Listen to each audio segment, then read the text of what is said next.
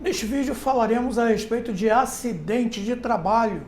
Uma pessoa que estava trabalhando, tomou um tombo no local de trabalho e fraturou a perna.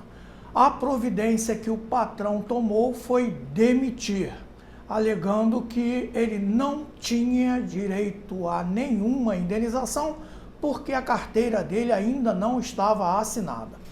É necessário informar que uma irregularidade, uma ilegalidade, não soluciona a outra.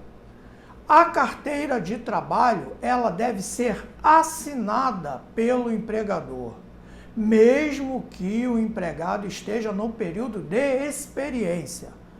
Faz a anotação e lança que há um período de experiência de X dias. O que não pode é o funcionário está trabalhando, está colocando a força de trabalho dele à disposição daquele empregador e ele sofre um acidente por muitas vezes. Esse aí não é o caso, mas muitas das vezes a pessoa até perde, sentido, função, membro, ou seja, perde o olfato, perde um braço, perde uma perna, perde a visão, perde o olfato. Então, não é justo esse tipo de situação. O que é aconselhável para quem sofre um acidente de trabalho e não está com a carteira assinada? Em primeiro lugar, já orientei, vai lá no canal de vídeos que vocês vão ver, Durante o tempo em que você estiver à disposição da empresa e a sua carteira não estiver assinada, cabe a você o ônus de provar depois na justiça que você era funcionário daquela empresa. Então, tem que colher dados dos colegas. Se você tem acesso à nota fiscal, faz entregas na rua, tira a cópia das notas. Porque, não, mas nota fiscal não vai fazer prova em juízo do meu vínculo. Como não? Você tira 5 cópias em um dia, mais 5 no outro. Como é que alguém tem acesso a tantas notas fiscais, se não a pessoa que está destinada a fazer aquele tipo de entrega? Você está fazendo entrega num caminhão, numa Kombi, a Kombi bateu ou bateram na Kombi e você se feriu, você tem como comprovar.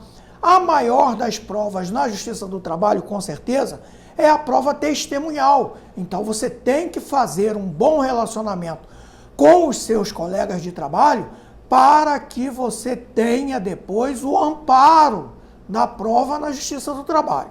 Agora vou falar também a respeito dos seus direitos, Ajuizada a ação, comprovado o seu vínculo, Digamos, você sofreu um acidente e perdeu um dedo, perdeu o movimento do braço, Ficou com problema de visão.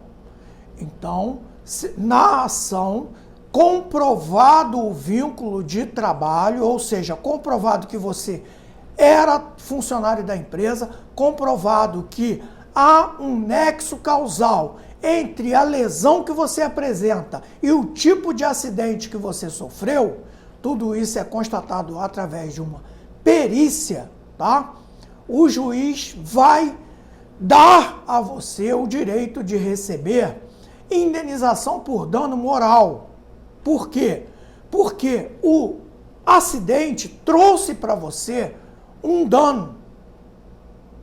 Aquele abalo psicológico de você sofrer um acidente, É muito comum acidentes em furadeiras, em prensas, em cortadeiras, em máquinas operatrizes, Às vezes o funcionário não está bem preparado para utilizar uma determinada máquina, vai para lá, o avental está largo, o cabelo dele está comprido, mas está solto. E aí a máquina acaba puxando o cabelo e aí ele soca o rosto, o olho contra a máquina. Às vezes a pessoa desconhece o que é uma máquina de corte e pensa que o corte é feito lá atrás, mas não é. A máquina de corte ela tem uma prensa atrás. ela segura a chapa e corta lá. Se você levar a mão ali embaixo, vai esmagar o seu dedo. Então, esmagando o seu dedo, tendo uma lesão de rosto, tudo isso ficará visível a quem olhe para você no futuro, né?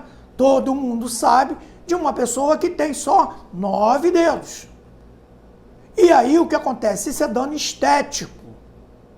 Você também tem direito a esse tipo de reparação. Além do que, na autarquia seguradora, ou seja, no INSS, tá? Você também teria o direito a um auxílio pelo período em que estiver, né, se tratando, dependendo da lesão, do grau dessa lesão aí, você também terá direito a uma aposentadoria por invalidez, se você ficar inválido para o trabalho. Então, mas essas questões todas, tá? Você tem que ter um profissional que conheça da matéria, tá? Um advogado que é especialista em responsabilidade civil nos acidentes. Aí sim, os pedidos da sua petição inicial ficarão de forma plena, né? Você terá todos os pedidos possíveis na sua petição inicial.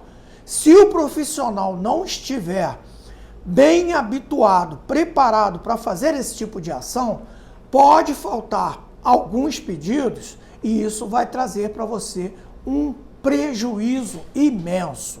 Outra coisa, o advogado não pode colocar na mesma ação acidentária o INSS. São coisas distintas, tá?